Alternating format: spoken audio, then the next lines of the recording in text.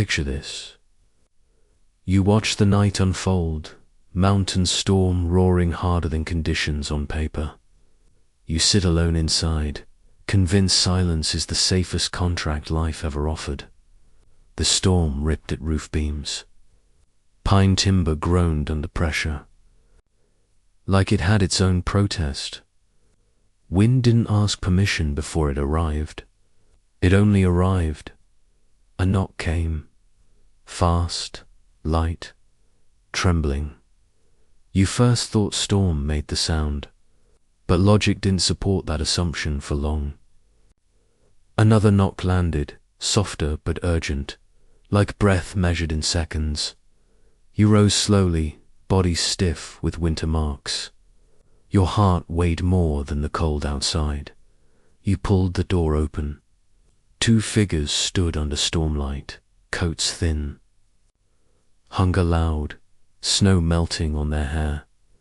The younger looked 22, eyes sharp, shielding the older woman standing beside her. The elder woman looked 30, struggle visible in stance, dignity intact in posture. Her voice cracked when it crossed the threshold. Just one night. Roof over our heads until dawn. Nothing more. You paused, unsure if your home could absorb strangers, unsure if mercy fits into local policy, unsure if storms steal hope cleaner than HOA letters ever could. Cordelia Whitmore, adjacency in name only, led the rays of HOA complaints, weaponized against grieving families once before in town narratives. Travis Whitmore, white Lexus reference, fictional HOA enforcement operator. Brother-in-law, to Cordelia, fictional reference, is fictional, is crossing line of family money spent, HOA jurisdiction contradictions. She dialed 911 at 2 a.m. to test.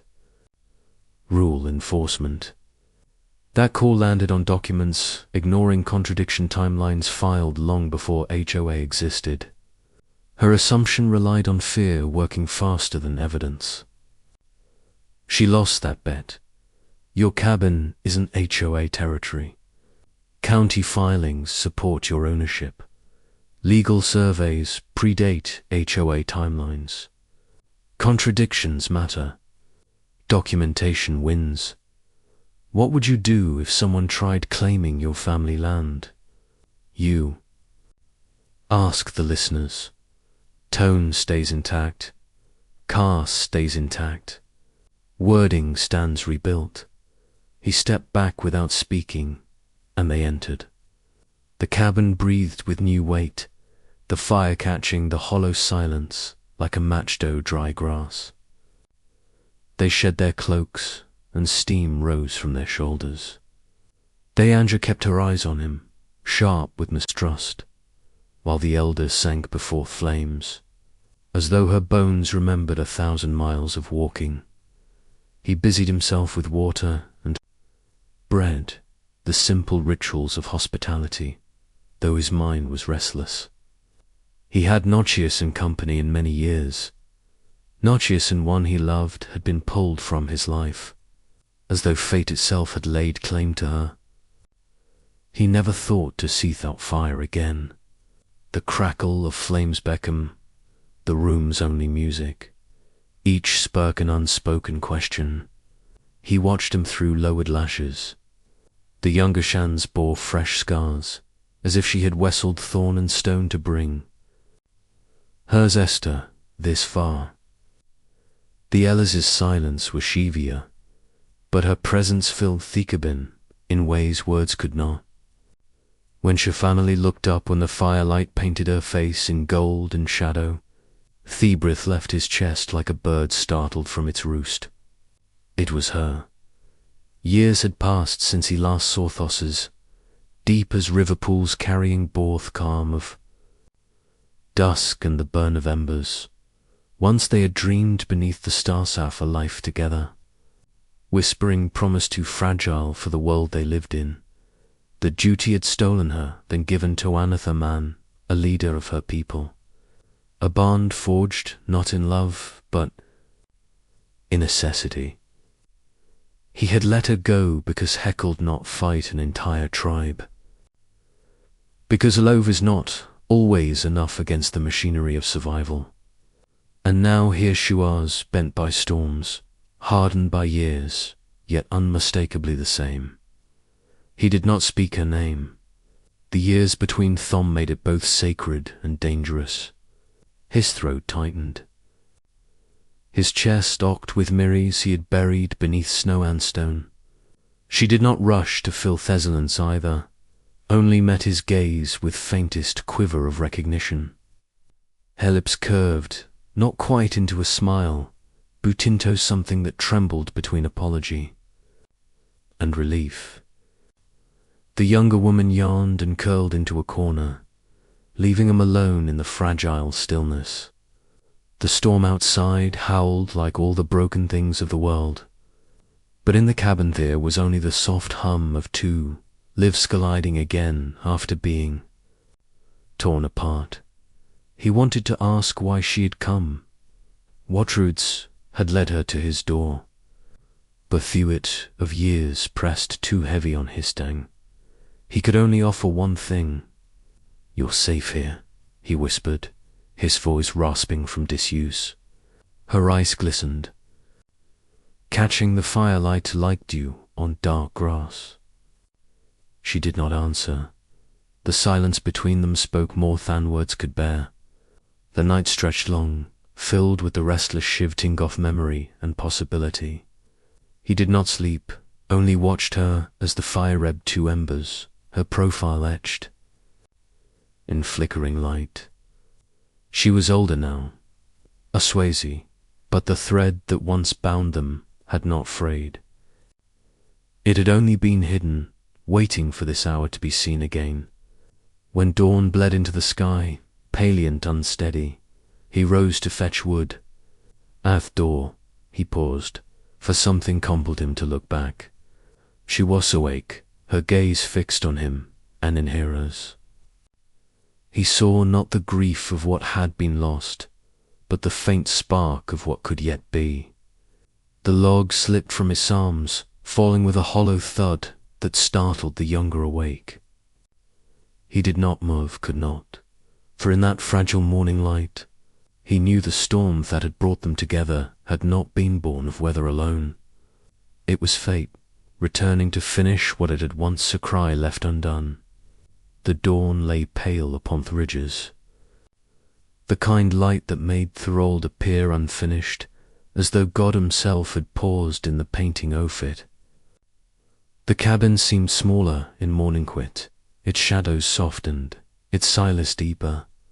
He moved carefully, carrying a kettle from the fire, every motion deliberate, for he feared breaking the fragile stillness that had settled around them like thin glass. The younger woman stirred, coughing softly, her body frail with exhaustion. The elder bent to her, tending her with hands that trembled, yet never faltered. He watched, heart caught between admiration and sorrow, for he remembered those same hands long ago, weaving cords of grass, cupping his cheek when they were young. At last she turned to him, her voice low but steady. The years had carried her far, she said, far beyond the dreams thee once dared to hold. She spoke of a marriage made not for love, but for tribe, her path chosen by duty rather than desire. She bore the weight of another man's life until the earth rate claimed him, and when he was gone, silence filled her nights. She had not spoken his name. In years, though in her heart another name still lingered, Wunsch was forbidden to utter. Now with they Aunger one to care for, with Dangers pressing in from beyond their lands. Shay had walked back to the mountains, not knowing what she might find. His chest tightened with every word, as through each syllable peeled away the bark he had grown over his heart. He wanted Torridge, at fate, at the years stolen, at the cruel bargain that had bound Harold's wear. But all that left his lips was his confession. He told her he had not stopped loving her, not once, that wench was taken, he withdrew. From men, from towns, from the very rhythm of living. He became stoned because to be flesh meant to bleed. She had been hissed, and when she was gone, he chaseth night. Her eyes glistened, not with a pity, but with recognition, for she too had walked with ghosts. When her hand reached for his, roughened, by time Ansro he did not pull away. That oak, simple and unadorned, struck harder than any storm. It was not Therosh of youth, but something steadier, like a river wearing smooth the stone it loves. Forgiveness was in it, and longing, and the possibility of something neither dared name. But Thermoning was not gentle. The younger woman's breath grew ragged, her face flushed with fever. Alarm rippled through them, breaking the fragile pause. The elder fetched herbs from her satchel, whispering prayers in her native tongue, while he gathered snow, melted it, and held the cup to trembling lips. Together they worked through Arsov worry, the cabin filled with the hushed urgency of shared labor. He marvelled at her resolve, at the fiercer tenders that lit her face as she tended the girl. Once she had poured that same tenderness into his wounds, long before the world demanded Harold's wear. Now, side by side, they move Adas, though no years had stood between them. The girl's fever broke near nightfall, her breath evening into calmer rhythm. Relief washed over Therum like rain on dry earth. The elder slumped against the wall, he sat beside her, offering no words, only his presence. She leaned her head against his shoulder, and for their first time in decades, her body rested where it once belonged.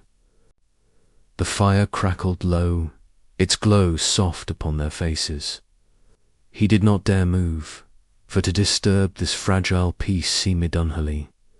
Outside the storm had gone, leaving stars sharp and bright against sky. He thought of how the world could change in a single night, how lover could be torn away and returned again, weathered but unbroken. He thought Opho grief had carved him hollow, only Soch might fill him once more. When Shafenli spoke, her voice was no louder than the settling coals. She said she had feared he would turn her away. Faith would see only what had been taken from her, not what still remained. His answer came not in words, but in the way he covered her hand with his, firm and certain. Time held its breath.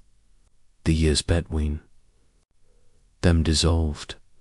They were no longer the boy and girl of stone nights, nor the broken souls of Sepultirodes. They were two survivors, bound by heart had endured. He turned to her, and in the dim firelight their eyes locked. No promise was spoken, but the truth rang clear as thunder. Their story was not over. She lifted her face, her lips parting as if to speak, but silence claimed her instead. What passed between them needed no language. In that silence, a vow was born. One neither distance nor fate would break again. And just as the fire sank into its finlambers, the mountain man, who had long believed himself condemned to solitude, understood the truth that had waited for him at the door. That love, Thobreed, can rise again at dawn, fiercer and more enduring than